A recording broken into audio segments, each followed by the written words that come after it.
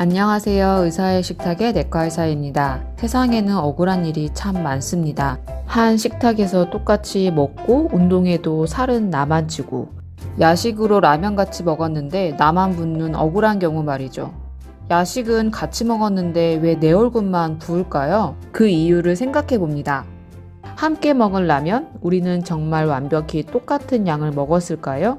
자꾸 나만 붓는다면 그것은 내가 김치 한 조각, 라면 국물 한 스푼 더 떠먹은 결과일 수 있습니다. 두 번째로 생각해 볼 수 있는 이유는 소금에 민감한 나 때문일 수 있습니다.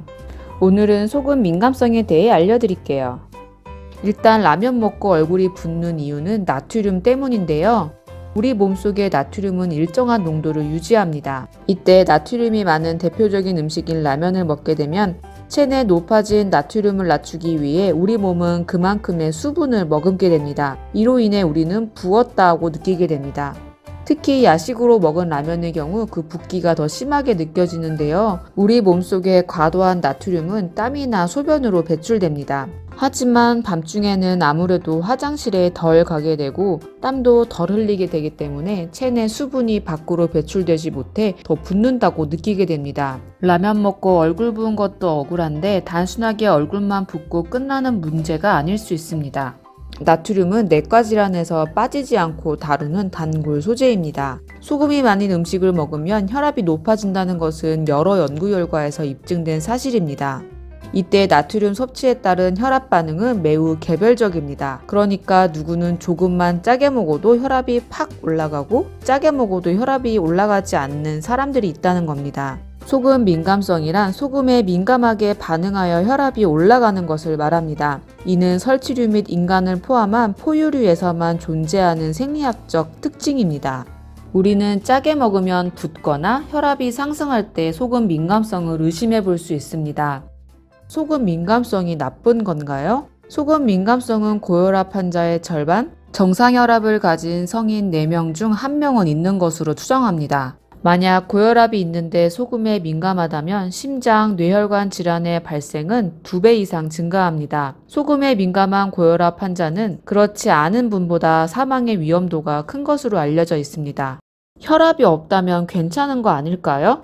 소금 민감도에 대한 논문을 소개해 드릴게요. 이 연구는 430여 명의 정상혈압, 270여 명의 고혈압 환자를 대상으로 한 연구입니다. 참가자들을 소금의 감수성을 가진 사람과 그렇지 않은 사람으로 분류하고 이들을 27년간 장기 추적 관찰했습니다. 연구 기간 동안 123명이 사망했는데요. 사망에 영향을 주는 인자는 나이, 기저혈압, 소금 민감성, 성별이었습니다.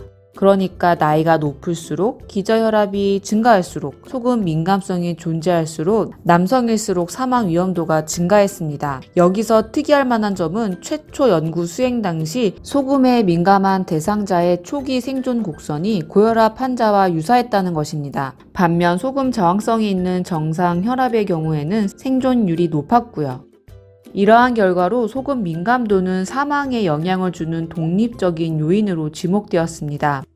현재 정상혈압이라도 소금 민감성이 있다면 추후 고혈압이 발생할 수 있음을 시사합니다. 이런 합리적인 의심은 최근 또 다른 논문에서 입증되었는데요. 2021년 미국 심장학회에 실린 소금 민감성과 고혈압에 대한 연구입니다. 이 연구는 중국 성인을 대상으로 하였는데요. 염분에 따라 수축기 혈압의 변동을 측정하였고 소금 민감성이 높은 군, 민감성이 중간인 군, 소금 민감성이 없는 군으로 나누었습니다. 이들을 평균 7.4년간 추적 관찰한 결과 나트륨 민감도가 높은 사람이 중간 민감도에 비해서 추후 고혈압에 걸릴 확률이 43% 더 높았음을 확인하였습니다. 이는 소금 민감도가 고혈압의 결과가 아니라 원인임을 시사하는 소견입니다. 소금 민감성의 문제는 단순 혈압 증가뿐만이 아닙니다. 소금 민감성이 있는 경우에는 심혈관계뿐만 아니라 콩팥도 망가지기 쉽습니다.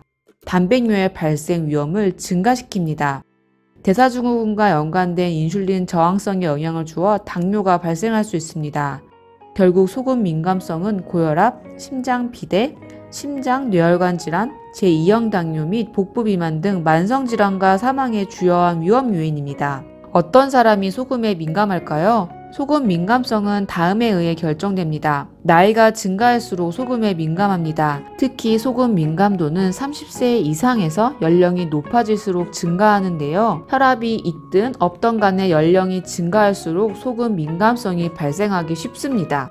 고혈압이 있으면 소금에 민감할 확률이 높습니다. 고혈압 환자의 절반이 소금 민감성이 있다고 추정하는데요. 그 중에서도 야간에 혈압이 떨어지지 않는 경우 3가지 이상의 혈압을 먹어도 혈압이 잘 조절되지 않는 고혈압 환자의 대부분도 소금에 민감한 것으로 확인됩니다. 콩팥 기능이 저하되면 소금 민감성이 높아집니다. 만성 콩팥병이 있으면 나트륨 배출이 원활하지 않아 조금만 짜게 먹어도 붓기가 발생하거나 혈압이 높아집니다. 기전은 명확하지 않지만 여성이 소금에 민감한 경우가 많습니다. 여성분들 중에 조금만 짜게 먹어도 붓는다고 하시는 분들이 많은데요. 이유 없이 발생하는 특발성 부종의 환자 대부분이 여성분들입니다. 폐경 이후 여성 호르몬이 감소하면 소금 민감도 역시 높아지게 됩니다. 비만하면 소금 민감도가 높습니다. 특히 비만한 아시안인들에서 소금 민감도가 발생할 확률이 증가합니다. 유전자 변이를 가지면 소금 민감도가 발생합니다. 이와 연관되어 다양한 유전자 변이가 밝혀지고 있습니다. 인종별로도 유전자 변이에 차이가 있습니다. 백인보다 흑인이 염분에 민감한 것으로 알려져 있습니다. 식단 또한 소금 민감성의 중요한 요소 중 하나인데요. 저염식이 풍부한 통곡물과 야채를 먹는 식단에 비해 그렇지 않은 식단에서 소금 민감성은 더 높은 것으로 확인되었습니다. 소금 민감성이 있는지 직접 확인해 볼 수 있습니다. 저염 식단과 고염 식단을 연달아 하여 혈압의 변화 정도를 측정합니다. 고염 식단 말기의 평균 혈압이 5% 이상 상승하면 소금에 민감한 사람입니다. 조금만 짜게 먹어도 얼굴이 자주 붓는 분들은 남들보다 소금에 민감한 사람일 수 있습니다. 소금 민감성이 있다면 무엇을 해야 할까요? 짜게 먹었을 때는 평소보다 물을 많이 마셔서 체내 나트륨을 몸 밖으로 내보내야 합니다. 하지만 이는 일시적인 방법으로 근본적으로는 나트륨을 적게 먹어야 합니다. 고혈압이 있는 분들에게는 이렇게 싱겁게 먹는 것만으로도 혈압 감소 효과를 기대할 수 있습니다. 그렇다면 어떻게 싱겁게 먹어야 할까요? 이번 영상을 준비하면서 저 스스로 소금 민감성 테스트를 해보았는데요. 저염 식단과 고염 식단을 연달아 하면서 혈압 변화가 있는지 살펴보았습니다. 결과는 어땠을까요? 고염 식단에서 혈압이 증가하는 것으로 보아 소금에 민감함을 확인하였습니다. 그런데 여러분, 여기에 답이 있었습니다. 싱겁게 먹는 첫 번째 팁. 라면 먹어도 얼굴이 붓지 않으려면 채소, 과일 등 칼륨이 포함된 식품을 많이 먹어야 합니다. 저 역시 저염 식단을 위해 야채, 과일 등 칼륨이 포함된 식품을 많이 먹었습니다. 칼륨은 체내 혈압을 올리는 나트륨 배설을 도와줍니다. 라면을 먹는다면 대파, 콩나물을 듬뿍 넣어 끓여주세요. 이때 국물은 먹지 않는다면 나트륨 섭취를 더 줄일 수 있습니다. 두 번째는 가공식품을 줄이는 것입니다. 고염 식단을 위해서 저는 가공식품의 도움을 많이 받았습니다. 가공식품에는 많은 양의 나트륨이 숨어 있습니다. 그러니까 야식 먹고 얼굴이 붓지 않으려면 나트륨이 많은 가공식품, 라면은 아주 가끔만 드시는 것이 좋겠습니다. 만약 가공식품을 꼭 사야 하는 경우라면 제품의 뒷면 영양성분 표시를 확인하고 나트륨이 적게 첨가된 제품을 골라보세요. 예를 들어 치즈의 경우 같은 치즈라도 제조사, 제품별로 나트륨 함량이 천차만별입니다. 대체적으로 천연치즈가 가공치즈보다, 생치즈가 숙성치즈보다 나트륨이 적은 편입니다. 같이 라면 먹었는데 나만 부어 억울한 분들 너무 속상해하지 마시고 이 기회를 통해 좀 더 건강한 식단으로 다가갈 수 있게 되기를 바랍니다. 오늘 잔소리는 여기까지 하겠습니다. 오늘 내용이 도움이 되셨다면 좋아요와 구독 버튼은 제게 큰 힘이 됩니다. 오늘도 건강한 하루 보내세요. 시청해주셔서 감사합니다.